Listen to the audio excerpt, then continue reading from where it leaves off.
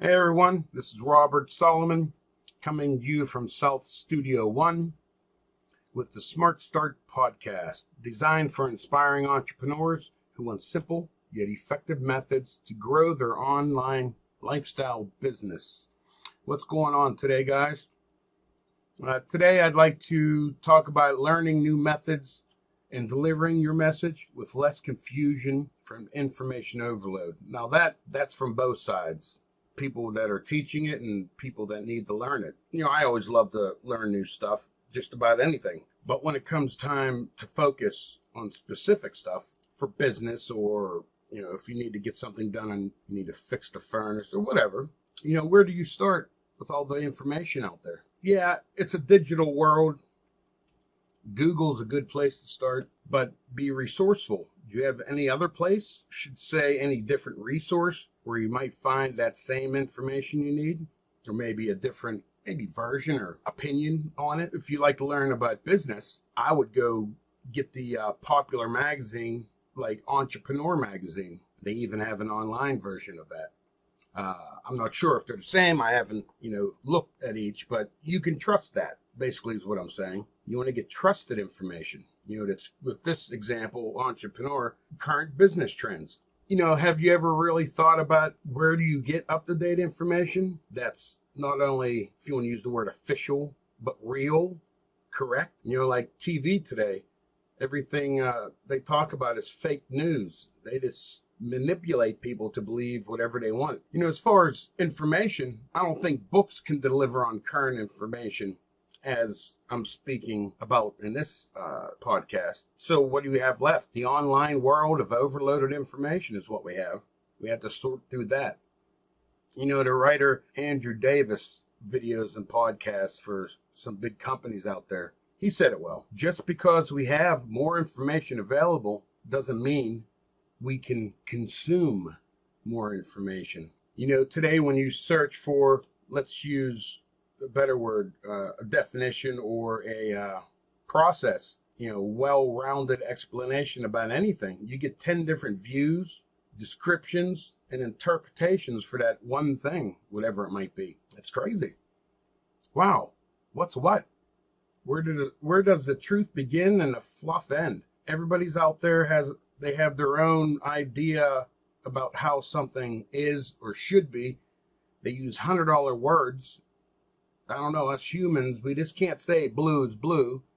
We have to interject how smart we are and confuse the hell out of the masses or the people that are coming to us to learn stuff. Like I said in the beginning, where does one start not only to find information, but relevant, up-to-date, and accurate information that's specific for your needs, your problem. My experiences in this world of information out there, it's kind of scary. Not only for older people, I'm sure the younger generation, they're born with an iPad in their hand, but I don't know, if they're not taught the proper way to research information, you can't just take everything on that iPad or the internet for granted, Considering everyone out there a self-proclaimed guru, coach, or mentor, I start to get a mental picture of, think about it, the blind leading the blind. I don't mean no disrespect, but think about it. Here, what if little Jimmy, he wants to start an 8th grade study group on Facebook and invites his friends that could use his help, or they're also struggling in, let's say, science.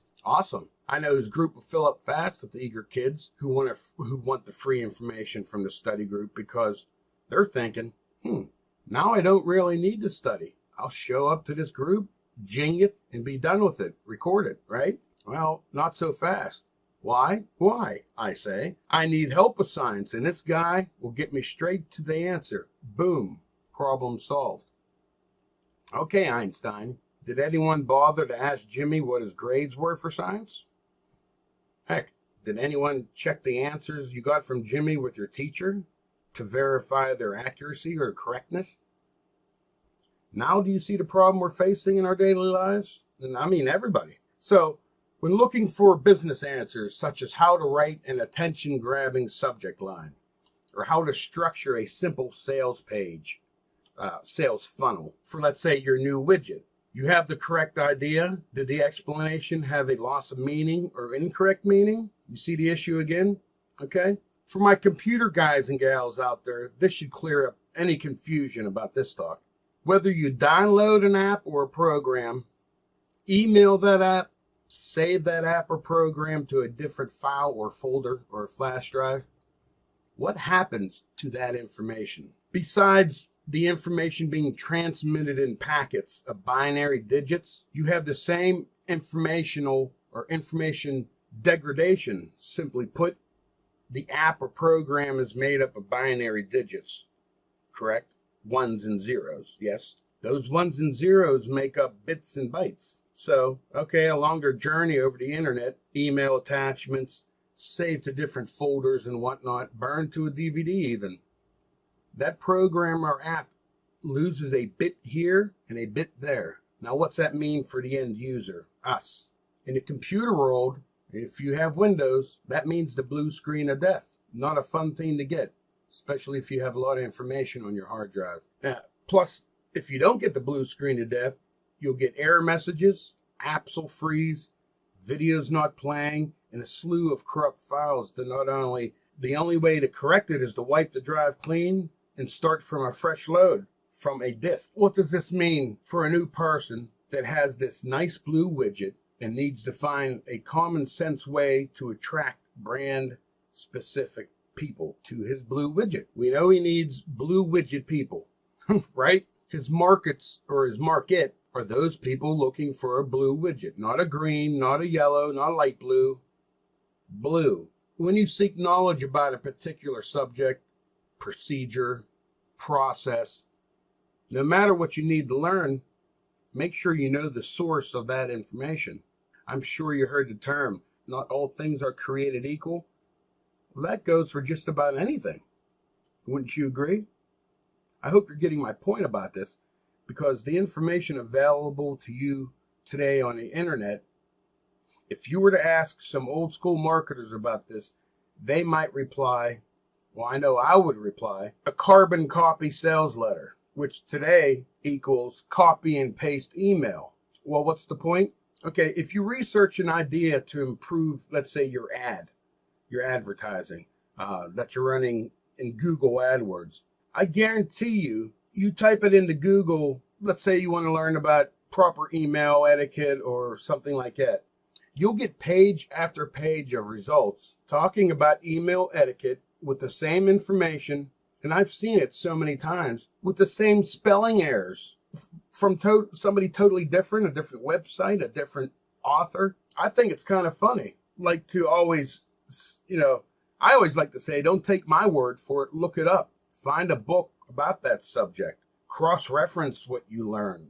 Is it true? Is it, accurate? I know what I said about books earlier in this podcast, but that was regarding at-the-moment discoveries or new methods to do something. Information you would maybe find in your newspaper that day happening or that week, not something older that's proven. So, the fundamentals of how to properly research an idea or method still needs to be addressed.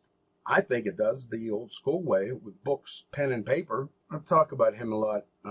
Marlon Sanders, he talks about, he still goes out to a coffee shop with a yellow legal pad and a paper, or yellow legal pad and a pen. And when he writes subject lines, email headings, he still writes it on paper. Why? Because you're giving your senses, your brain a workout. You're actually doing it, reading it, thinking about it, writing it, then reviewing it.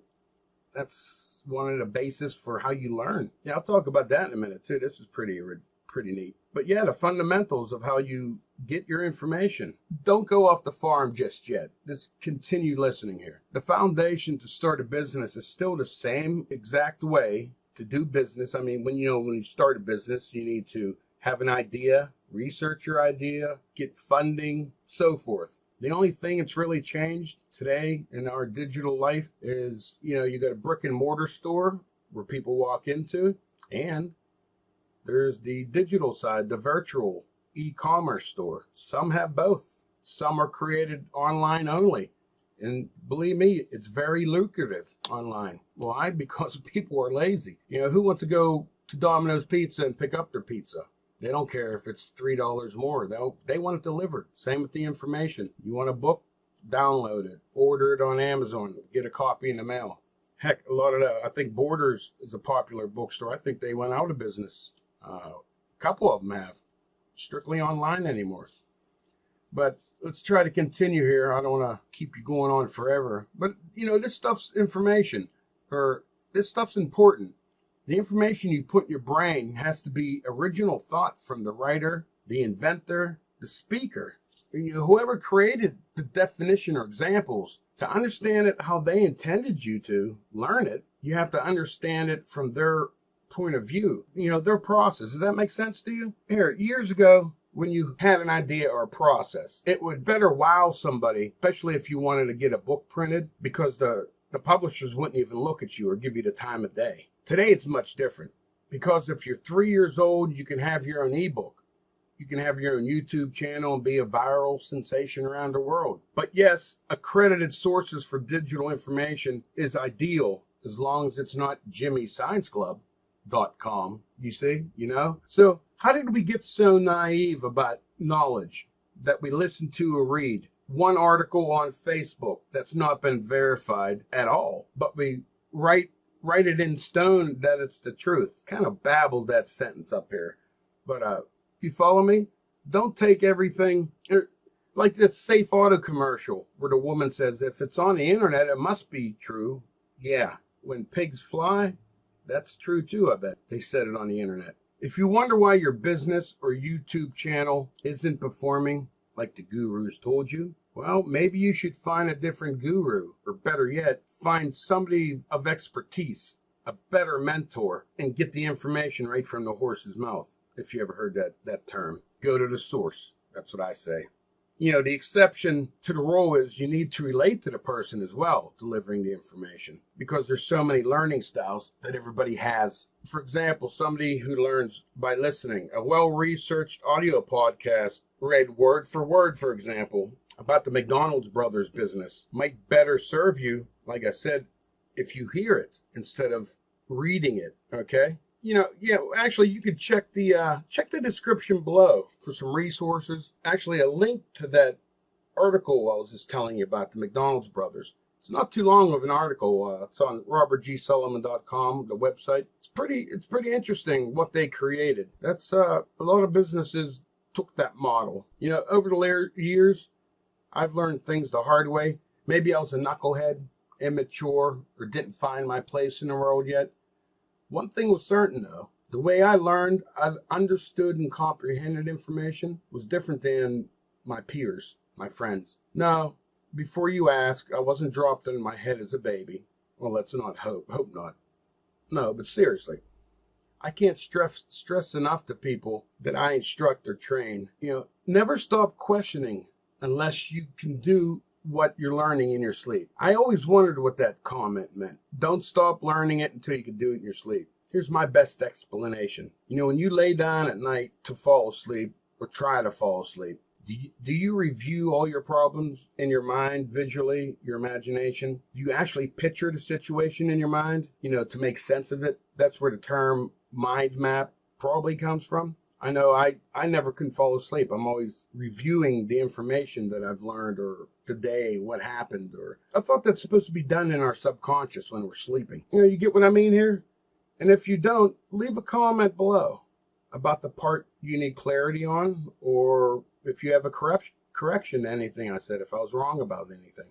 But I always do my best to give you accurate information that will help you grow and the growth of your business, and more importantly, you as a person. So the less diluted or not diluted at all the information you put into your brain, the better you'll be able to understand the process and the process of that information and how to use that information. So the important takeaways from this podcast: use the skills we learned in grade school to find answers.